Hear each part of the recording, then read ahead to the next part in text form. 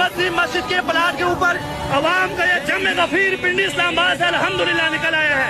ये है इस्लाम के वो शेर कि जो अल्लाह के दीन को बुलंद करने के लिए आज मैदान में उतरे हैं। वो देखे, वो मैदान में आ गए हैं उस मस्जिद के प्लाट के ऊपर जहाँ पर इन लोगों ने मस्जिद को शहीद किया था। ये देखे, अवाम की एक पिंडी इस्लामाबाद की बड़ी तादाद यहाँ पर जमा हो रही है और इंशाअल्लाह यहाँ पर हम नमाज अदा करेंगे, यहाँ पर हम मस्जिद को दोबारा तामीर करेंगे इंशाअल्लाह। मुसलमानों को अब उठने का वक्त है। दुनिया को मालूम होगा कि हमारे आंसुओं की कीमत क्या है।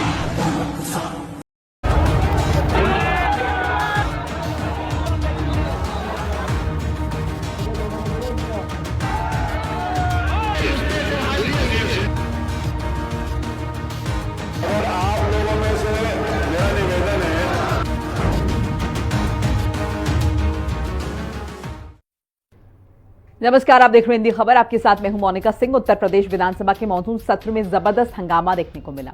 फतेहपुर में मंदिर और मकबरे को लेकर हुए विवाद की गूंज लखनऊ सदन तक पहुंची, जहां नेता प्रतिपक्ष ने योगी सरकार पर सांप्रदायिक सौहार्द बिगाड़ने का गंभीर आरोप लगाया। लेकिन सत्ता पक्ष भी पीछे नहीं हटा। योगी सरकार के मंत्रियों ने विपक्ष पर पलटवार किया। इस पूरे सियासी घमासान में कौन पड़ा भारी, किसे लगा झटका, देखिए रिपोर्ट।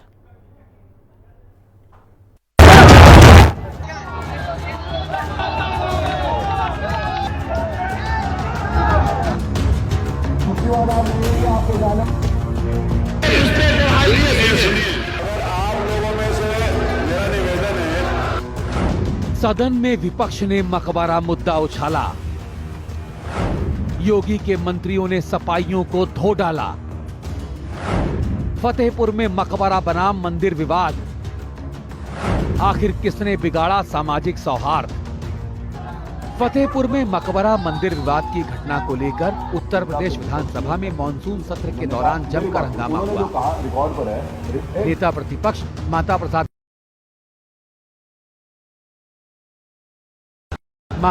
पांडे ने कहा कि फतेहपुर में सांप्रदायिक सद्भाव बिगाड़ने का काम हुआ। उन्होंने आरोप लगाया कि सरकार नहीं चाहती है कि उत्तर प्रदेश में शांति व्यवस्था कायम रहे। सरकार चाहती है कि सांप्रदायिक ताना बाना बिगड़ जाए और इनकी एक पक्षीय राजनीति चलती रहे। दरअसल फतेहपुर जिले के अबूनगर मोहल्ले में एक मंदिर और मकबरे को लेकर विवाद गहरा गया है। हिंदू संगठन इस मकबरे को हजारों साल पुराना भगवान शिव और श्री कृष्ण का मंदिर होने का दावा कर रहा है।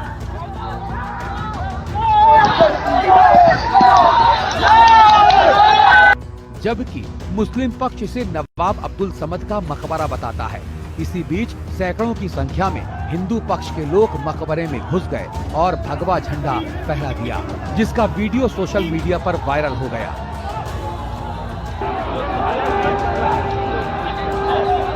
तनावपूर्ण माहौल को देखते हुए मौके पर भारी पुलिस फोर्स तैनात कर दी गई। साथ ही बवालियों पर अब एक्शन लिया जा रहा है, मगर इस घटना की गूंज लखनऊ में विधानसभा के भीतर तक सुनाई दी। विपक्ष इस घटना पर आग बबूला नजर आया, तो वहीं समाजवादी पार्टी सुप्रीमो अखिलेश यादव ने बीजेपी पर तीखा हमला बोल दिया। भारतीय जनता पार्टी पे जब अपनी उपलब्धियां खत्म हो जाती हैं तो उनका वो सोची समझी जो रणनीति है जो अंग्रेजों से लिया उन्होंने, भारतीय जनता पार्टी की पूरी विचारधारा अंग्रेजों से दी गई है। डिवाइड एंड रूल, हिंदू मुसलमान के बीच में नफरत फैलाना। अगर हम हक की बात करें तो हिंदू मुसलमान को आगे कर देना। ये जिस तरह का काम हुआ है फतेहपुर में, सरकार को उन दोषी लोगों के खिलाफ कार्रवाई करनी चाहिए। एक बहुत गंभीर मामला मैं आपके संज्ञान में, आपके माध्यम से सदन के संज्ञान में लाना चाहता हूं। फतेहपुर में एक मकबरा था। उस मकबरे पर कब्जा करने के लिए 7 दिन पहले से ऐलान किया गया। आपको इस बात की लेकिन पूरी बात पहले जानकारी देंगे तब वो लेके रखेंगे ना। आपको पहले जानकारी देते तो अरे मैं अभी जल्दी कहा है तो कहा वो जानकारी उनके पास होगी। सरकार को कल से बवाल चल रहा है। मैंने खुद पूछा था गृह सचिव से, उन्होंने बताया साहब वो एक संगठित ढंग से एक पार्टी के नेता ने ऐलान किया कि यह मकबरा हिंदुओं का है, हम इस पर कब्जा करेंगे। और भारी संख्या में लोगों को लेकर वहां आए। ये सही है कि पुलिस ने उसकी बैरिकेडिंग की, लेकिन बैरिकेडिंग के बाद जितनी पुलिस की आवश्यकता थी वहां रोकने के लिए वो नहीं था। ये लोग आए और हल्ला करते हुए पुलिस को धक्का मुक्की देकर उसमें घुस गए और तोड़ फोड़ किया। इससे सांप्रदायिक सौहार्द बिगाड़ने की कोशिश भारतीय जनता पार्टी की सरकार कर रही है। ये नहीं चाहती है कि उत्तर प्रदेश में शांत व्यवस्था बनी रहे। ये केवल यही नहीं, मेरे यहाँ एक 2.0 हेक्टेयर में छोटा सा बाजार था और आपके नेता ने जबरदस्ती उसको उजड़वा दिया। तो ये एक परिपाटी चल गई है कि मुस्लिम मदरसों को तोड़ो, मुस्लिम मकबरों को तोड़ो, जिससे सांप्रदायिक सद्भाव बिगड़े और एक पक्षीय राजनीति इनकी चल सके। विरोधियों के बीजेपी सरकार पर सांप्रदायिक सौहार्द बिगाड़ने की कोशिश के आरोप पर योगी सेना उठ खड़ी हुई। सदन में संसदीय कार्य मंत्री सुरेश खन्ना ने बताया कि इस मामले में सरकार का कोई इन्वॉल्वमेंट नहीं है। हम इस बात का पूरी तरह से खंडन करते हैं। कैबिनेट मंत्री सुरेश खन्ना के इतना कहते ही विपक्ष हंगामा करने लगा। इसको लेकर विधानसभा अध्यक्ष ने हंगामा कर रहे विधायकों को शांत रहकर वित्त मंत्री का जवाब सुनने की अपील की। पूरे सदन को अध्यक्ष जी के माध्यम से आश्वस्त किया कि जो कानून सम्मत तरीका है उस तरीके से उन लोगों को सजा दी जाएगी जो भी उसमें दोषी होंगे। और मैं समझता हूं कि विपक्ष को इस बात से शांत हो जाना चाहिए था, लेकिन उन्होंने अपनी पुराना व्यवहार इस्तेमाल करते हुए कि जिस तरीके की उनकी सोच है कि किसी भी तरीके से कुछ भी हो उसे डिस्टर्ब करना है। एक बात और सामने आई, उसमें कोई पप्पू चौहान नाम का व्यक्ति भी नामजद हुए, उनको समाजवादी पार्टी की तरफ से निकाला गया है, ये भी पता चला। अब आप बताइए कि इन लोगों का काम ही यही है कि पहले इस तरीके की घटना में शामिल हो और तमाम तरीके की जो घटनाएं हैं इस प्रकार की, और फिर उसके बाद अराजकता फैलाओ, फिर सदन से लेकर सड़क तक इस प्रकार की परिस्थिति पैदा करो। और कोई सरकारी नहीं है, हम इस बात का पूरी तरीके से खंडन करते हैं। अरे सुनिए ना,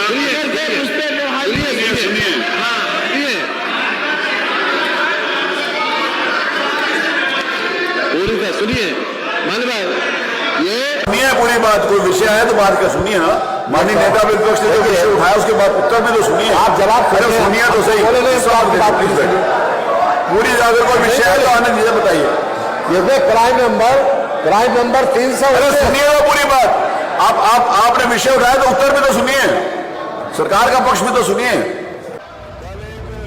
सदन में विपक्ष का सियासी शोर थमता नजर नहीं आया, तो क्या विपक्ष इस घटना पर सदन न चलने की रणनीति बनाकर आया था? सदन की कार्यवाही स्थगित होने के बाद योगी के मंत्रियों ने विरोधियों की जमकर बखिया उधेड़ी। फतेहपुर में उस इशू के लिए जिस पर मुकदमा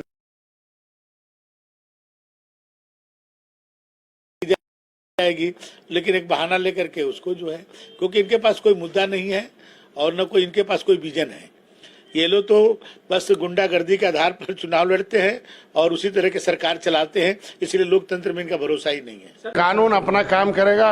लोकतंत्र में कानून जो गैर लोकतांत्रिक ढंग है, गैर कानूनी ढंग है, उसके लिए जांच होगा, उसमें जो दोषी होंगे कार्रवाई। विपक्ष कह रहा है सुनियोजित ढंग से ये पूरी घटना करवाई गई, भारतीय जनता पार्टी विपक्ष के पास कुछ जवाब है नहीं। फतेहपुर में घटना हुई है, आदरणीय संसदीय कार्य मंत्री जी ने स्वयं इसको संज्ञान में लेकर के वक्तव्य दिया है कि वीडियो हमारे पास आ गई है, 11 लोगों मुकदमा भी कायम हो गया है, जो इसमें हैं उन पर कार्रवाई होगी। लेकिन विपक्ष ने सोमवार को यानी पहले दिन भी, मंगलवार को दूसरे दिन भी केवल हंगामा।